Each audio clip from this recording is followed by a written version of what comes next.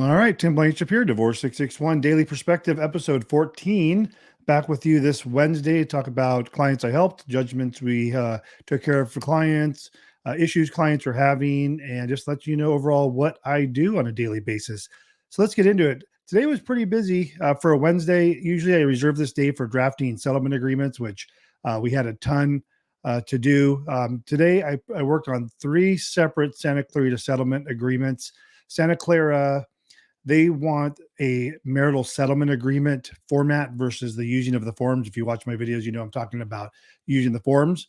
For some reason, they don't like that. So we have to just comply with what they want. So we have a specific template just for Santa Clara because they do things so differently than every other county. I actually have a judgment reject sheet I've created just for Santa Clara because they do so many things different. In fact, I'm going to do a video talking about all the nuances with Santa Clara County, because if you're following my videos trying to do your own divorce, they might set you up for failure because Santa Clara is so different. Most of the counties, 50 odd, whatever counties we have in California, are 99% the same. Santa Clara, Kern County, and a few other outliers are a little bit different. But yeah, worked on several settlement agreements for Santa Clara today.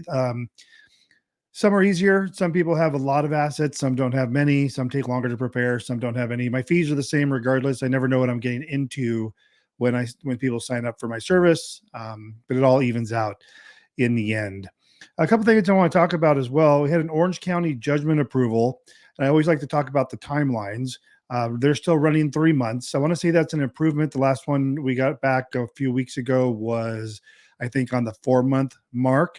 And one thing to note on that is, I think I told you in yesterday's daily perspective that we're reaching out to courts as far as the child support reserved jurisdiction versus non-guideline order. And this judgment was approved with reserved jurisdiction, meaning no child support. And we're not having to turn the income and expense declarations in, which most people don't want to because it has a lot of financial data on there.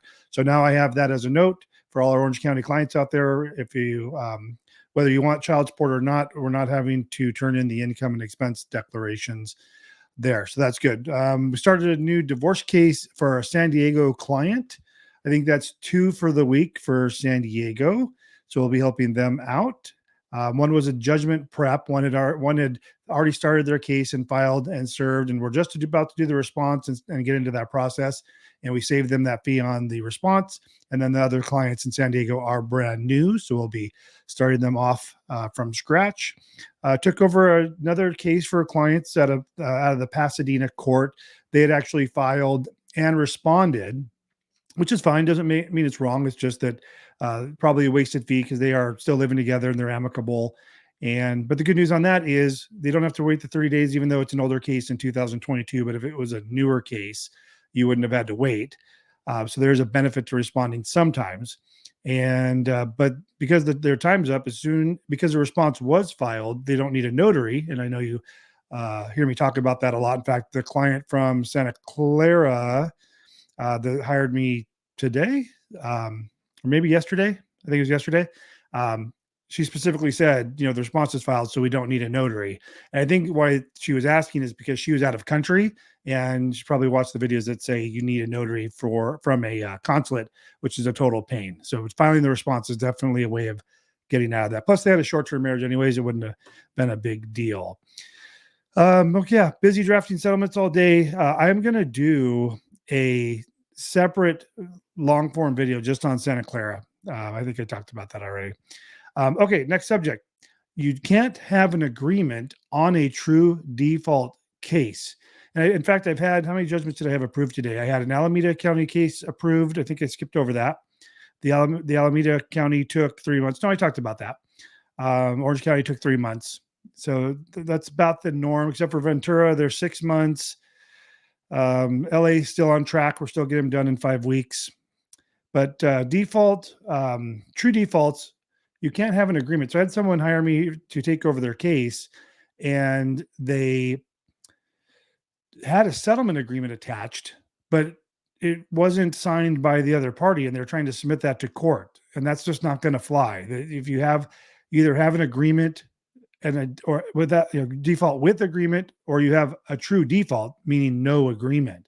So I've seen that a few times this year where people are trying to they say, hey, we're in agreement, but he's not signing or participating, or she. And so you can't do that. You cannot have a agreement with a default. If you're in agreement, and this is my last topic. I'm keeping today's short and sweet because I get back to work. But if you're in agreement, don't put your assets on the petition and don't complete the schedule of assets and debts. I'm sorry, not the schedule of assets and debts, but the property declarations that you file with the court. This goes back to a client that hired me yesterday. They filed their case, they attached the property declarations, tons of assets. And then not only did they do that, which it's not wrong to do, but why would you give that to the court when they don't require it? Then they wanted to update it and they filed them again separately, not attached to anything, just filed them separately.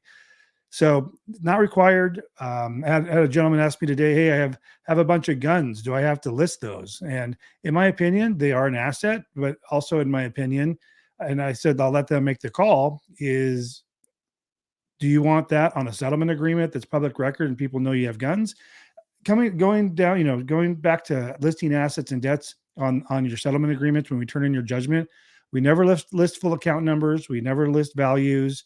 It's very basic information the court needs. They just need to identify the asset or debt. So if there's a dispute in the future, you can go back to court and say, I was supposed to get XYZ account. And they can go reference the settlement agreement and say, oh yeah, it says that, account number 1234 was your responsibility or your asset and vice versa. It doesn't matter the value unless you are going to have a certain amount of money going to one spouse from that asset. Otherwise, if it's going to be an equal division, then we'll just say 50% of anything we can do to, keep your identity safe. And I lied. I'm going to talk about one more topic. It might get me in trouble with the courts, but there's a FL 191. I just forgot the name of it, but client asked, hey, Tim, it says on the judgment 180 that we need to turn in this child support registration form. I think it's called something like that. FL 191, I believe.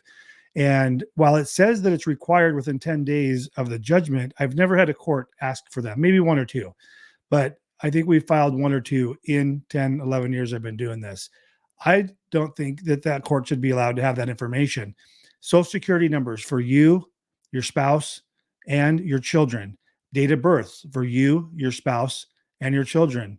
Where you work, employer address, phone numbers, you and your spouse, driver's license number, state of residency. I mean, it has, with that, I think the only thing it's not asking for is your mother's maiden name. What else do you need to open a credit in your name with this form? So I don't recommend you do it. If the court, says, calls them up, says, hey, we got to turn this in, then we'll have to do it. But, I haven't turned them in 11 years, hasn't been an issue. I don't think they should have that information. So if you're watching this on that, you turn it in, I think you're at risk of having your identity stolen. So anyways, hope you enjoyed Daily Perspective episode 14, Day in the Life of an LDA. Talk to you tomorrow.